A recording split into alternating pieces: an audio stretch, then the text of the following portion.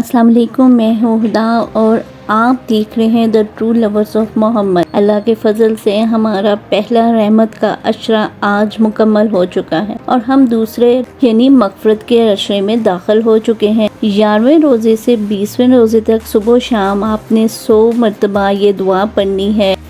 आप मगफरत की कोई भी दुआ मांग लें, अल्लाह तो माफ़ करने वाले। अस्तगफिरुल्लाह रब्बी मिन कुल्ली ज़ंबि व अतूबु इलैहि, ये दुआ मांगे आप रोज़ सुबह 100 मरतबा और रोज़ शाम को 100 मरतबा। अपने रोज़ाना के अस्कार की तरफ चलते हैं। बाद नमाज फजर सूरत फातिहा पढ़नी है अपनी उम्र के सालों के मुताबिक, यानी कि आप जितने साल के हैं आपने उतनी मरतबा सूरत फातिहा पढ़नी है। अव्वल व आखिर दुरूद शरीफ ज़रूर पढ़ लें। बाद नमाज ज़ोहर सूरत फतह पढ़नी है। एक मरतबा बाद नमाज असर आयतल कुर्सी पढ़नी है आपने 17 टाइम। बाद नमाज इशा आपने सलातुत तस्बीह पढ़नी है या आप सिर्फ 4 रकत नफल भी पढ़ सकते हैं। तो ये मुकम्मल हुए हमारे 11वें रोज़े के अस्कार और इसके बाद हम चलते हैं अपनी स्पेशल दुआ की तरफ।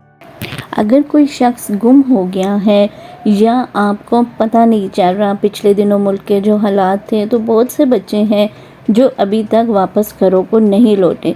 तो एक दफ़ा अपने गुमशुदा शख्स के लिए, अपने बेटे के लिए, भाई के लिए, जो कि आपको नहीं पता लग रहा कहाँ पर है, उसके लिए ये दुआ पढ़ लें।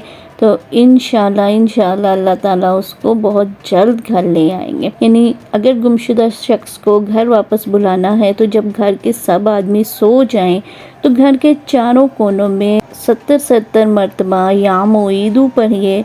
इंशाल्लाह 7 रोज़ में वापस आ जाएगा। और अगर वापस ना आया तो आपको ये पता चल जाएगा कि आपका बेटा इस वक्त कहाँ मौजूद है। तो ये थी आज की स्पेशल दुआ। इंशाल्लाह आप सबके बच्चे घर लौटें और हर तरह की मुसीबत से दूर रहें। तो मेरी वीडियो को लाइक कर दें, चैनल को सब्सक्राइब कर दें। अगले रोज़े के साथ फिर मिलूँगी। अल्लाह हाफिज़।